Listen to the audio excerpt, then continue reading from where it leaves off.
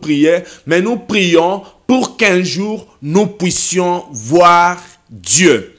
Voilà, aujourd'hui, bien-aimés, nous allons parler de la sanctification. Alors, bien-aimés, nous allons commencer par lire la parole de Dieu dans le livre de Hébreux, chapitre 12, verset 14. Hébreux, chapitre 12, verset 14, qui dit « Recherchez la paix avec tous et la sanctification sans laquelle personne ne verra Dieu. » Recherchez la paix avec tous et la sanctification sans laquelle personne ne verra Dieu. Voilà, bien-aimés dans le Seigneur. Le Seigneur nous recommande de rechercher la paix avec tous et la sanctification sans laquelle personne ne peut voir Dieu. Le mot paix est repris dans la Bible plus de 261 fois. Le mot paix est repris dans la Bible plus de 261 fois. Voilà, bien-aimés dans le Seigneur, c'est un mot qui a tellement de l'importance dans la vie d'un être humain. Vous savez, bien-aimés, si vous n'avez pas la paix, vous ne pouvez même pas avoir la sanctification. Oui, l'objectif ici est de voir Dieu, parce que Dieu nous a créés pour qu'un jour nous soyons ensemble avec lui dans le paradis, en train de l'adorer, de le glorifier, de l'élever. Nous prions pour être sauvés. Nous prions pour que nos noms soient inscrits dans les livres de vie. Nous prions, nous existons pour qu'un jour nous puissions être à côté de notre Dieu dans son royaume, dans le royaume des cieux, dans les paradis. Nous ne prions pas seulement pour gagner les biens matériels de ce monde, ou pour avoir les mariages, ou pour avoir les richesses, les maisons, les voitures, et tout ce que vous voulez. Non, bien-aimés, nous prions pour qu'un jour nous puissions voir Dieu. Et voilà, la Bible nous dit, recherchez la paix avec tous et la sanctification sans laquelle personne ne verra Dieu. Alors, pour voir Dieu, il y a deux conditions à remplir. Et la première condition, c'est la recherche de la paix avec tous. La recherche de la paix avec les hommes. La recherche de la paix avec les femmes. La recherche de la paix avec les enfants. Avec les grandes personnes. La recherche de la paix avec tout le monde. Dieu dit rechercher la paix. C'est-à-dire, c'est vraiment à nous. Il nous revient à nous de faire un effort pour être en paix avec tout le monde. Ça demande un effort personnel. Je dis, c'est une démarche personnelle, tout à fait personnelle. Chacun de nous doit faire un effort pour être en paix avec les hommes créés à l'image de Dieu, bien-aimés dans le Seigneur. Comment serez-vous? Comment aurez-vous la vie de sanctification si vous n'êtes pas en paix avec les hommes que Dieu a créés à son image? C'est anormal, inexplicable. Un enfant de Dieu doit être en paix avec tout le monde. C'est déplorable aujourd'hui de voir que même dans l'église de Dieu, il y a des gens qui ne s'entendent pas. Même parmi les serviteurs et servantes, il y a de ceux qui ont la haine l'un vis-à-vis de l'autre. Ça, ce n'est pas normal. La Bible dit, recherchez la paix avec tous et la sanctification sans laquelle personne ne verra Dieu. Nous devons rechercher la paix. Si vous n'êtes pas en paix avec X, Y, Z, voilà les moments bien-aimés dans le Seigneur de faire la paix. Car si vous ne faites pas la paix, si vous n'êtes pas en paix avec les hommes bien-aimés dans le Seigneur, vous n'aurez même pas la vie de sanctification. Pour avoir la sanctification, il faut d'abord présenter le premier diplôme, qui est le diplôme de la paix. Bien-aimés dans le Seigneur, on ne peut pas voir Dieu si on n'a pas la vie de sanctification. sanctification. On ne peut pas voir Dieu si on n'a pas la paix, si on n'est pas en paix avec les hommes. Ici, je vais dire, bien-aimé dans le Seigneur, pour rechercher la sanctification, il faut d'abord commencer par remplir la première condition qui est la recherche de la paix. Après avoir rempli la première condition qui est la paix avec les hommes, la paix avec ta femme, la paix avec ton mari, la paix vis-à-vis de tes enfants, bien-aimé, il faut qu'il y ait la paix dans la maison, dans la famille, dans l'église, la paix entre les pasteurs et les brebis, la paix entre les brebis et les pasteurs, la paix entre les serviteurs de Dieu entre eux, la paix entre l'évangéliste et les pasteurs, entre les prophètes et l'apôtre, entre les docteurs et les pasteurs. Il faut que la paix puisse régner, la paix entre les diacres et les responsables de l'église. Bien-aimé, il faut que la paix puisse régner. Aujourd'hui, bien-aimé, dans l'église, il y a des gens qui ne sont pas en paix avec eux. Oh, il y a des gens qui ne sont pas en paix. Comment est-ce que vous pouvez avoir la sanctification pendant que entre vous, les enfants de Dieu, il n'y a pas de paix? C'est anormal. Ce n'est pas normal. Il faut que la paix puisse régner. Et là où il y a la paix, il y a l'unité. Sans l'unité, bien-aimé, Dieu ne peut pas agir. Voilà pourquoi beaucoup de gens se posent la question aujourd'hui. Pourquoi dans notre église, les miracles ne s'opèrent pas? Pourquoi dans notre église, nous avons beaucoup de problèmes? Pourquoi dans notre église, il y a beaucoup de malades? Pourquoi dans notre église, rien ne marche? Pourquoi dans notre église, tant de problèmes, il n'y a que des problèmes, beaucoup de problématiques, beaucoup de malades dans l'église. Pourquoi tout cela? Bien-aimés, regardez-vous bien. Êtes-vous en paix avec les hommes? La paix. Dieu dit recherchez la paix avec tous et la sanctification sans laquelle personne ne peut voir Dieu. Et par rapport à cette dimension de la paix, bien-aimés, nous devons faire en sorte que nous soyons en paix d'abord avec Dieu lui-même. Posez-vous la question, êtes-vous en paix avec Dieu? Regardez un peu comment vous vous comportez. Observez un peu votre façon de vivre, votre façon de vous comporter, votre façon de parler. Êtes-vous en paix avec Dieu? Est-ce que votre conscience ne vous reproche de rien? Essayez un peu de voir, est-ce que tu es en paix avec Dieu lui-même? Parce que tu ne peux pas être en paix avec les hommes si tu ne commences pas par faire la paix avec Dieu lui-même, le Créateur. Aujourd'hui, il y a des gens qui disent, non, moi je ne crois pas en Dieu, il n'existe même pas. Moi je ne crois pas à vos histoires là. Bien-aimé, es-tu en paix avec Dieu lui-même? Parce que si tu ne crois pas en Dieu, cela veut dire que tu ne m'aimes pas en paix avec Dieu, ton Créateur. Je n'ai jamais vu dans ce monde une usine là où on fabrique le souffle de vie. Jamais de la vie. Je ne connais aucun magasin, aucun supermarché où on vend le souffle de vie. Dieu vous a donné le souffle de vie, selon qu'il est écrit dans Genèse chapitre 2 verset 7.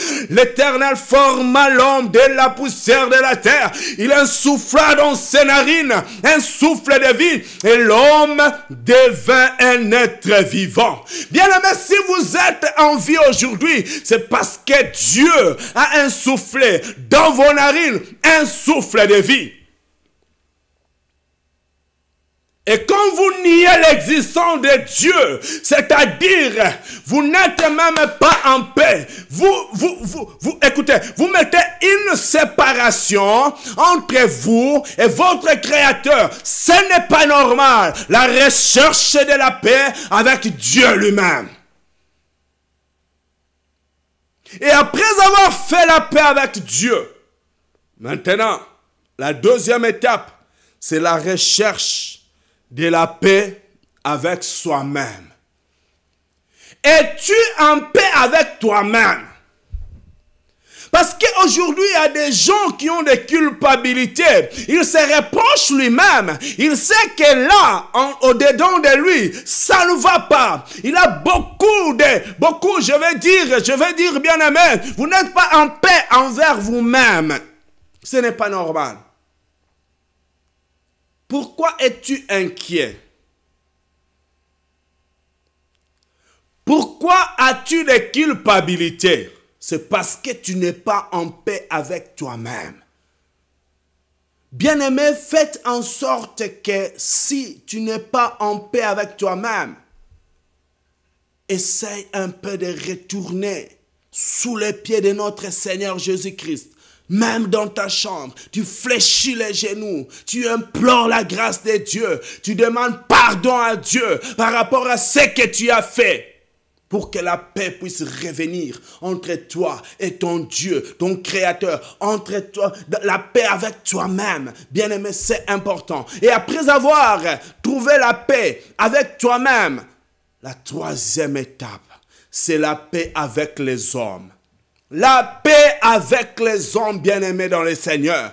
Un élément important. Vous savez, quelqu'un m'a dit, la relation, il faut la créer. Et après avoir créé une relation, il faut savoir entretenir cette relation. Il faut entretenir des bonnes relations avec tout le monde. Une bonne relation entre mari et femme. Une bonne relation entre les parents et les enfants. Entre les enfants et les parents, une bonne relation avec les membres de ta propre famille. Il y a des gens aujourd'hui qui ont de la haine contre les membres de leur famille. La Bible déclare, recherchez la paix avec tous et la sanctification sans laquelle personne ne verra Dieu. Tu ne peux pas voir Dieu si tu n'es pas en paix avec ton père. Tu ne peux pas voir Dieu si tu n'es pas en paix avec ta mère. Tu ne peux pas voir Dieu si tu n'es pas en paix avec ta femme. Tu ne peux pas voir Dieu si tu n'es pas en paix avec ton mari. Tu ne peux pas voir Dieu si tu n'es pas en paix avec tes enfants, avec tes voisins, avec ton cousin, avec ta cousine, avec ton beau-père, avec ta belle-mère, avec ton beau-frère, avec ta belle-sœur. Il faut qu'il y ait la paix, même avec les collègues de service, que la paix règne. Car la Bible dit, recherchez la paix avec tous et la sanctification sans laquelle personne ne verra Dieu. Alors, après avoir rempli ces trois étapes de la paix, la seconde étape, c'est maintenant la recherche de la sanctification.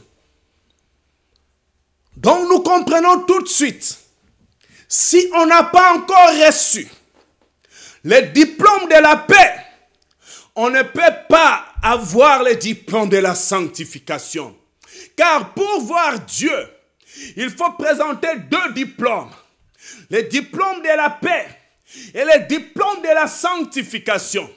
Maintenant que vous êtes en paix avec Dieu, maintenant que vous êtes en paix avec vous-même, maintenant que vous êtes en paix avec les hommes, vous pouvez maintenant commencer à rechercher la sanctification. Très important. On ne peut pas avoir la sanctification sans la paix. Beaucoup de gens se trompent aujourd'hui. Ils vont à l'église, ils chantent, ils dansent, ils crient, ils contribuent aux offrandes, ils apportent la dîme aux serviteurs de Dieu. Et il s'est dit, puisque je fais tout cela, malgré que je ne m'entends pas avec ma belle-mère, malgré qu'il n'y a pas un bon courant entre moi et mon beau-père, malgré qu'il n'y a pas de paix entre moi et mon mari ou ma femme ou mes enfants, oui, puisque j'ai donné les offrandes, puisque je dansais pour Dieu, puisque je suis présent tous les jours, je suis présent à l'église, j'ai la sanctification. Détrompez-vous, bien-aimés, sans la paix, il n'y a pas de sanctification. La parole de Dieu déclare, dans 1 Jean 3 verset 15, la parole de Dieu déclare, quiconque hait son frère est un meurtrier. Un meurtrier. Si vous haïssez un homme créé à l'image de Dieu, vous êtes un meurtrier. Sans la paix, il n'y a pas de sanctification. Alors, bien-aimés, je vais vous dire, le fait d'avoir, de porter des beaux vêtements, le fait d'être bien parfumé, bien présentable, ne signifie pas que vous avez une vie de sanctification. Le fait d'être toujours présent à l'église, dans votre assemblée ou dans votre ministère, ne signifie pas que vous avez une vie de sanctification. Le fait de danser pour Dieu, de chanter, de crier à l'église, bien-aimé, ou de faire des tapages dans l'église, ne signifie pas que vous avez une vie de sanctification. Le fait de donner beaucoup d'argent aux serviteurs de Dieu, beaucoup de biens matériels, une enveloppe bien gonflée, vous les donnez, oui, à un serviteur de Dieu, ne signifie pas que vous avez une vie de sanctification.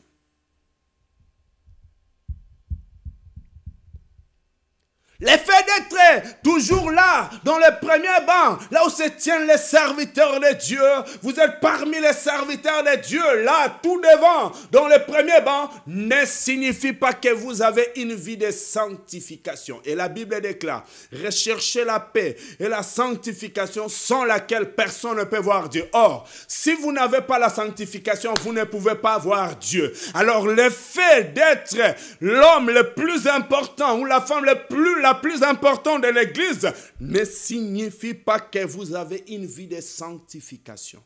Et vous le savez vous-même, par rapport à votre comportement, vous n'êtes pas sanctifié. Vous le savez vous-même. Alors, bien-aimés, le fait de parler avec les serviteurs de Dieu ne signifie pas que vous avez une vie de sanctification. Vous pouvez même être là, vous lavez les vêtements des serviteurs de Dieu, vous portez les sacs, la mallette du serviteur de Dieu. Ça ne signifie pas que vous avez une vie de sanctification. Alors, qu'est-ce que la sanctification? Et je vais même vous dire, le fait de prier, de crier, de chanter ne signifie pas que vous avez une vie de sanctification. Parce que vous pouvez beau chanter, beau crier, mais vous n'êtes pas sanctifié. Voilà. Mais qu'est-ce que la sanctification? La sanctification, c'est quoi? Alors, nous allons définir le mot sanctification. La sanctification, c'est rendre pur. La sanctification, c'est rendre pur. La sanctification, c'est purifier ce qui était souillé. C'est purifier ce qui était souillé. La sanctification, bien-aimé, c'est séparer la lumière d'avec les ténèbres. C'est séparer la lumière d'avec les ténèbres. Si vous travaillez encore avec les gens qui sont dans les ténèbres, vous ne pouvez pas avoir une vie de sanctification. La sanctification, c'est être mis à part pour Dieu. La sanctification, c'est être mis à part pour Dieu. La sanctification, c'est se séparer pour Dieu. C'est se séparer pour Dieu. Vous prenez la décision de quitter l'impudicité pour vous consacrer à Dieu. Lorsqu'on parle de la sanctification, bien-aimé, nous sous-entendons le mot sanctifié. Alors, le mot sanctifié, bien-aimé, signifie mettre à part un homme, un objet, un lieu ou une partie de votre corps pour Dieu.